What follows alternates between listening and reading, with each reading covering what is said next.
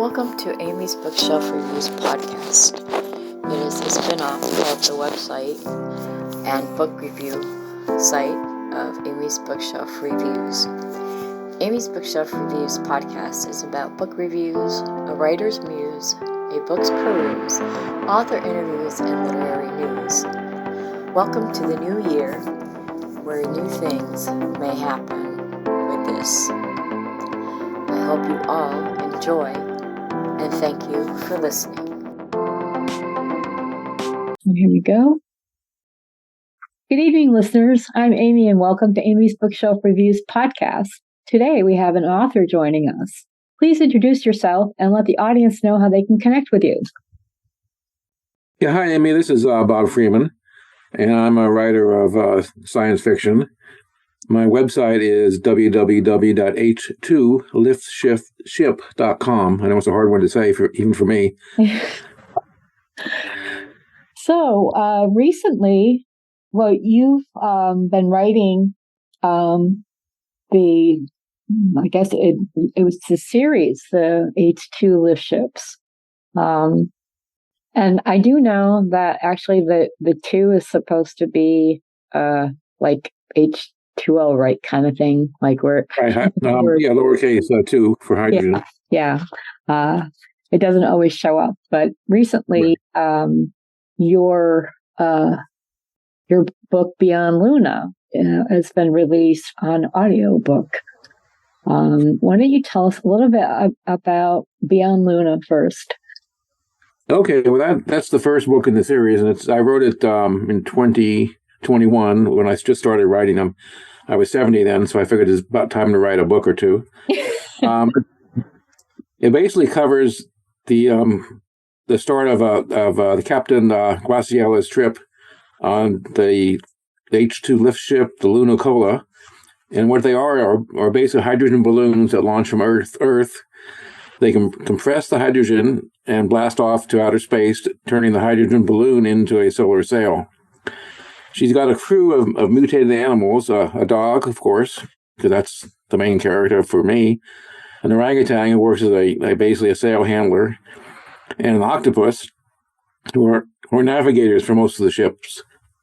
Octopuses are curious because they communicate with colors, and they've learned to communicate with Morse code, and they can also use a diaphragm against a sucker to speak something approaching English. And since no one can understand their color names, they all call themselves octopus. So it makes it easy to at least talk to them. And they basically travel through the heliosphere, which is our soul's magnetic bubble, trading with asteroids and doing normal things like fending off pirates and starting a war, dealing with parents and assorted things that always cause trouble. And we get entertaining stuff. We try to keep it more toward the science end of things, where we see how things work. If you lived on an asteroid, how the chemistry would work, how microbiology works, what's it like to be living in outer space with no gravity, and how you grow food and manage. And most of the people are pretty good, and I've got a trigger warning I usually tell people about. Okay. Because it's a hard science book, and if people aren't interested in hard science, then I don't want them to waste their time book. And I could read that for you if you like. Oh, please do. Thank you. Okay, the trigger warning is, these space stories take place in Soul's heliosphere. They contain real science, pseudoscience, and stuff pulled out of thin air. If you enjoy long, complex lead-ins as part of a world-building story, the series is for you. Otherwise, maybe try something lighter and flashy. There's no blasters, no FTL drives, no computers blasting fireworks, no physical violence, and no sex except for a little kerfuffle. Oh, pardon me, I can't get that word right. I can spell it, though. With canines and their pheromones. There are some death issues on the Mort asteroids, but after living on Soul's rocks, we all die eventually. Gambling, some drinking, passive-aggressive families, lying, stealing, double-dealing, and pirates. In other words, normal sentience, mostly nice. Scientific names, genus and species, puns, and unique spellings abound.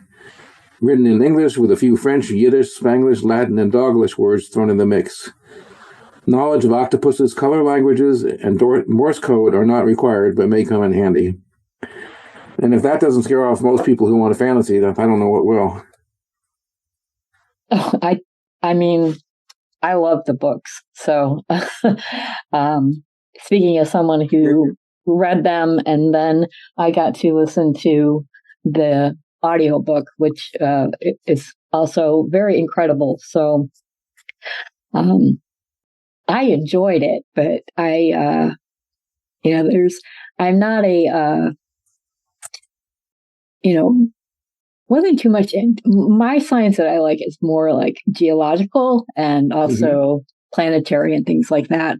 So I find it very interesting. And I think that more science fiction books should actually have at least a hint of hard science within it. And, some may have that or, but I found that it was really interesting, and I loved the parts, I loved the characters. I loved using how you use the octopus, or I don't know, is it octopi? I have no idea. It's actually octopuses. I had to look that up myself because you don't use the Latin plural for octopuses. Okay, because I wasn't sure.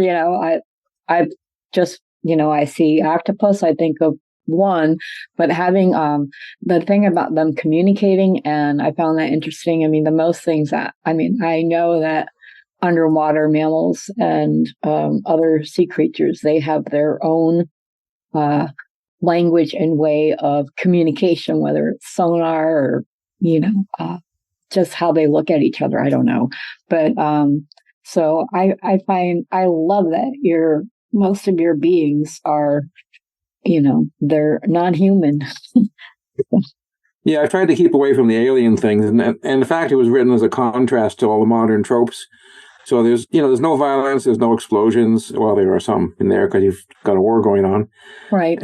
But no magic. I consider faster than light drives to be magic. The transporters are magic. It's too easy a plot. Well, we get stuck somewhere. Oh, we'll fire up the transporter, and there we go. Yeah. And in my stories, they actually have to think through a problem and come up with a solution. And surprisingly enough, they usually do. I'm not in control of what they come up with, unfortunately. I just set them from point A to point B and let the characters tell me what to do. And it's worked out pretty good. I'm having fun with it. Well, that's good. And when I write, that's the same way that I do it.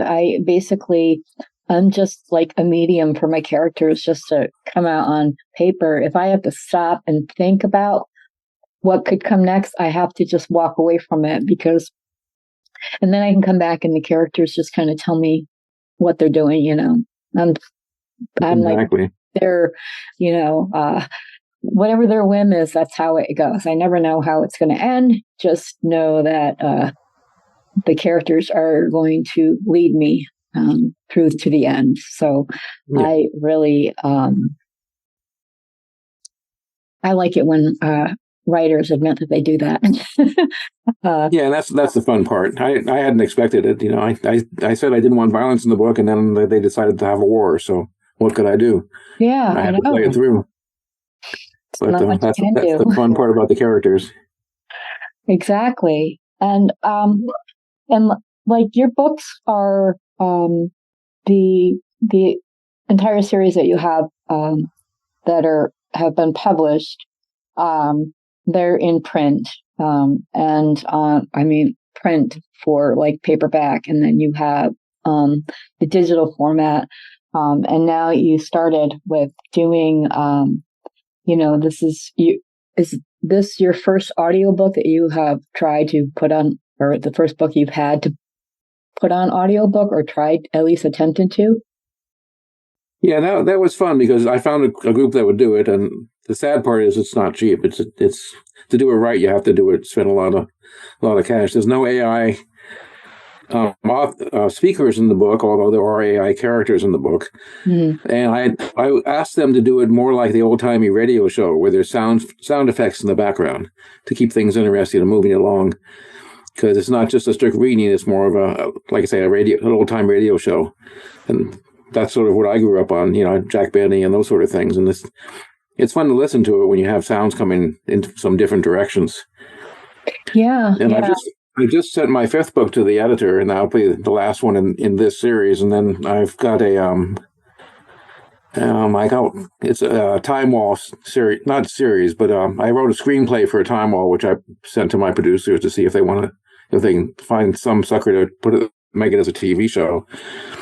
But that one is basically asked the question of, time is constant, but what happens to the time after time passes?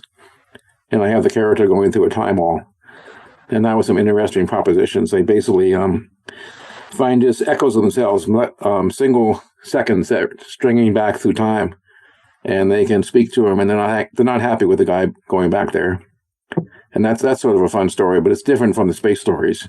That's sounds really, really interesting.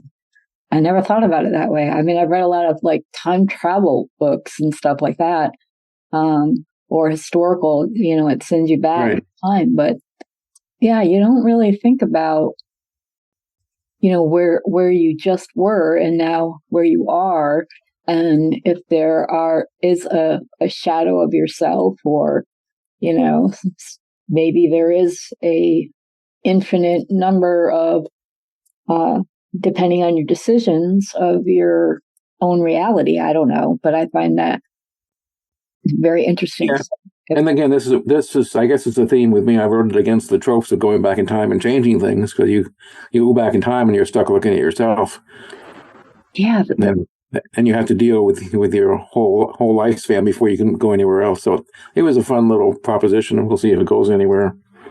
Well, at any rate, I'd love to read it at some point, because it just sounds really, really interesting.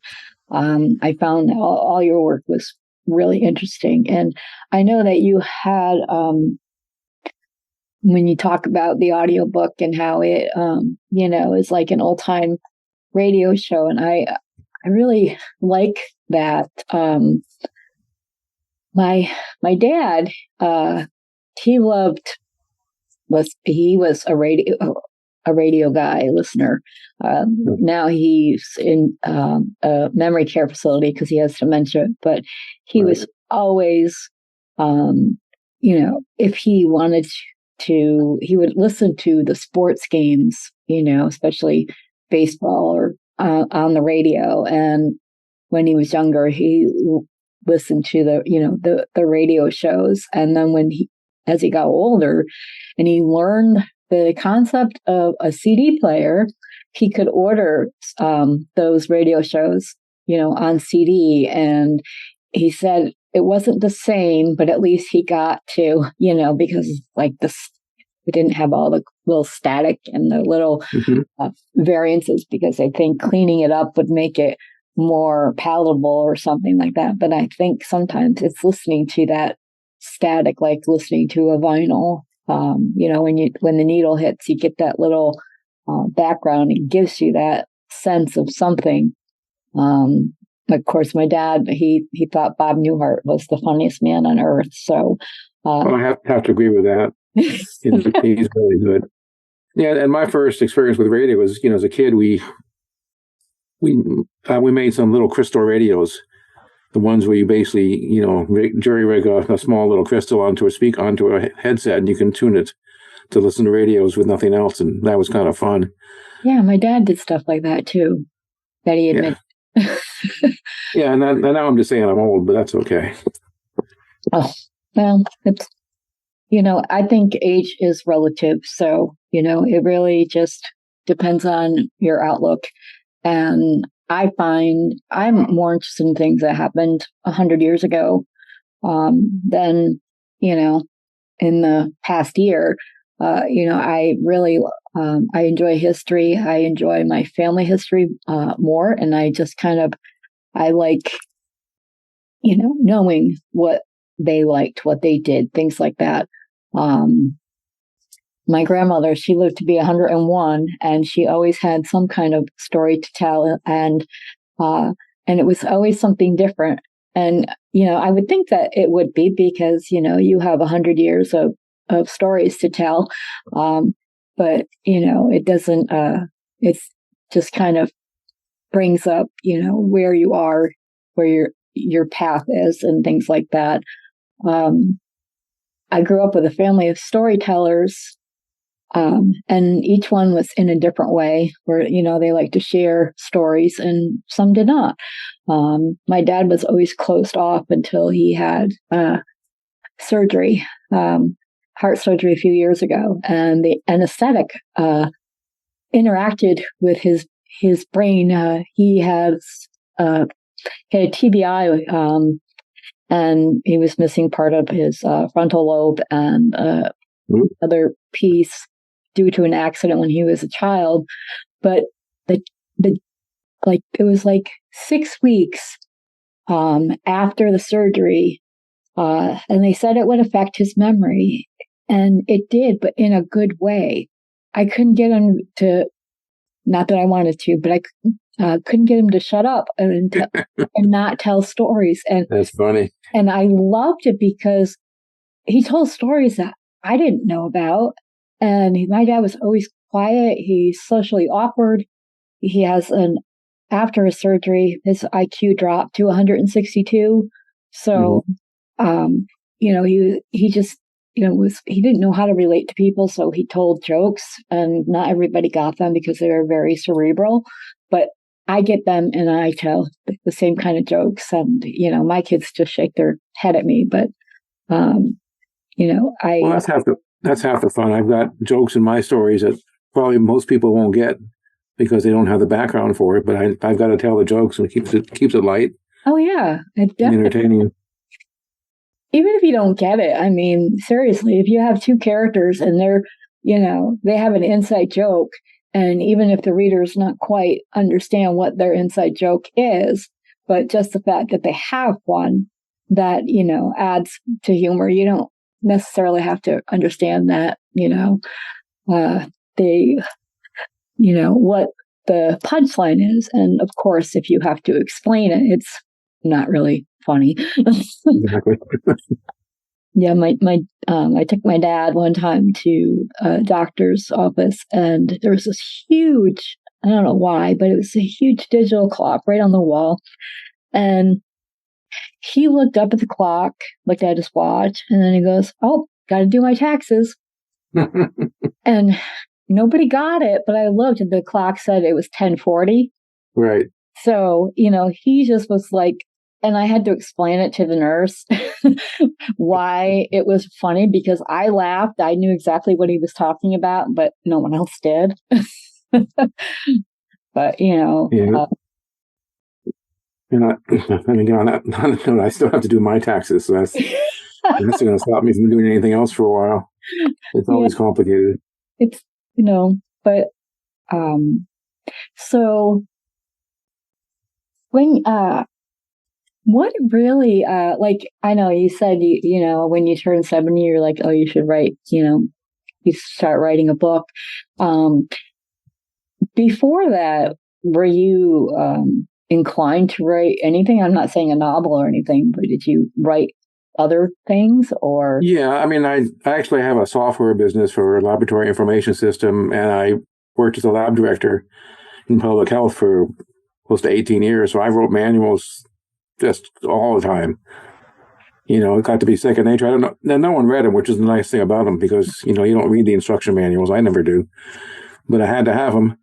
So I wrote thousands of words just trying to explain how things worked in the lab and how it didn't work. And mostly to keep the inspectors off my back, because they wanted to look at them. Did they read them? No, but they wanted to make sure I had them. They were actually something else. They found chemicals in a closet, which I didn't even know we had, from like 30 years before I was there. And they dinged us because we didn't handle the chemicals right. So, you never want the inspector to go rooting around too much in your place. No, I can see why. Definitely not. Well, yeah, the stories, the stories are written so to interest basically a 13-year-old kid, someone who's not too thrilled with all this modern science fiction, wants to do science but not sure what they're doing, and it gives them some sort of instructions in a humorous or entertaining way of what you can do with science. And that's really the audience I'm looking for, is basically those one or two kids who need a boost, who want to say, "Oh yeah, I can talk about science, I can do science," and if I can get the few of those interested, that's all I really want. All I really want to do with the stories, and the rest is just keeping me entertained. Yeah, and they are pretty amazing. I mean, I must say that, if I had a book like this when I was a kid, it would just, it would entertain me, and I would kind of understand what was going on, but also see that, it's okay that I liked science and geology, and, I was, and I know it's, but sometimes it was like I had to keep that stuff to myself, It's like, okay, I can't tell anybody that I really love science class, and I like doing the experiments, and I like collecting rocks, and to this day I still do that. But I can understand, being a 13-year-old and not being able to say, yeah, look at me, I'm good at math and science. And especially now, it's less and less important, but it actually still is more important. So we're aiming for the next generation. Yeah, and I completely understand that. I mean, my youngest two, they just turned 25, but when they were in 10th grade, I started homeschooling them. One, because one of my children is special needs, and he was having trouble being able to leave our house. And then his twin brother, they're fraternal twins, just asked me, why didn't you homeschool me too? And I said, well, I didn't know you wanted it. And he said, I can't get help at school.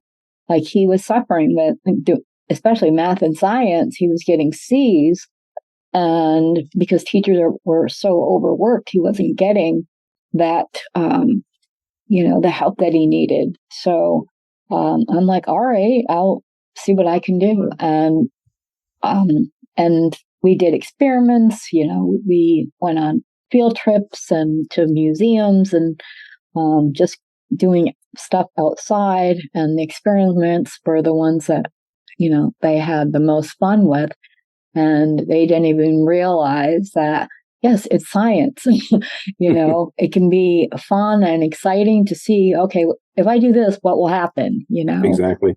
One of their favorite things was making a tornado out of taping two soda bottles together and just whirling it around. And they just loved that. And, they were so glad that, they finished high school. They graduated. We met all the requirements. Plus, I did like the extra stuff. I taught them how to read cursive and, stuff that they're taking out of schools. I made sure that we were including it because I think it's so important to, learning for me is a lifelong, journey. So, making that, and I can see that just by the fun you're having when you're writing these stories.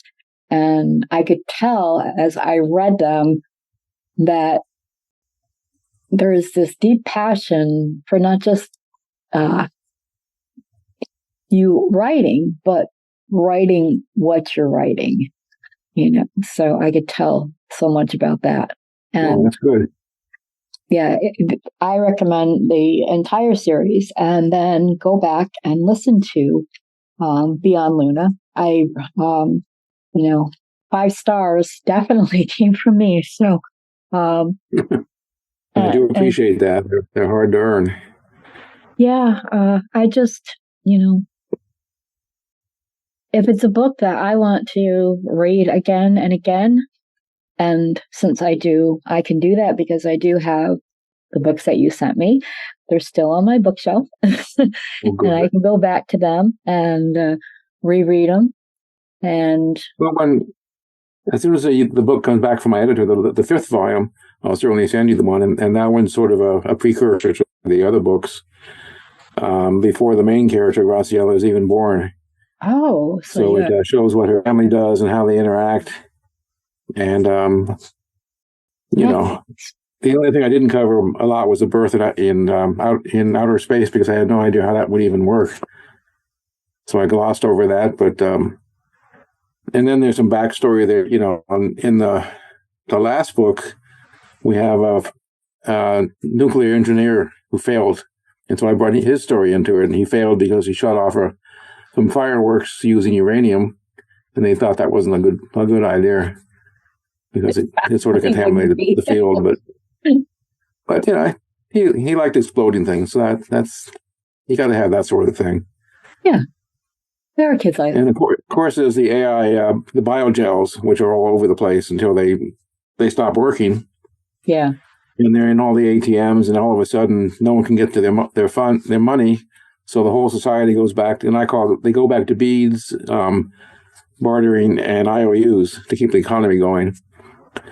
Wow. And the little AI tablets capture some algal rocket ships, which I invent because there's all these algae that people scrape off the asteroid farms, and they accumulate and turn themselves into rocket ships because they are phototrophic, so they head toward the sun. And of course, they've got they manufacture carbohydrates and oxygen, so they can actually have a little rocket motor. And that was a fun little concept of how you could have an accident and cause whole other species to exist. And of course, the war ends because everyone needs something. The AI tablets need components, and the algal rocket ships like to hang out in Earth's dust field to get micronutrients. So they come to an agreement, not by winning, just by saying, okay, we all need each other. And it was interesting how that worked out, too. Yeah, I like that, and I can't wait to read the next book in the series, and anything else that you write. I mean, yeah, we'll try to keep at it. I still got a few more years of writing in me, so I'll keep going on that part.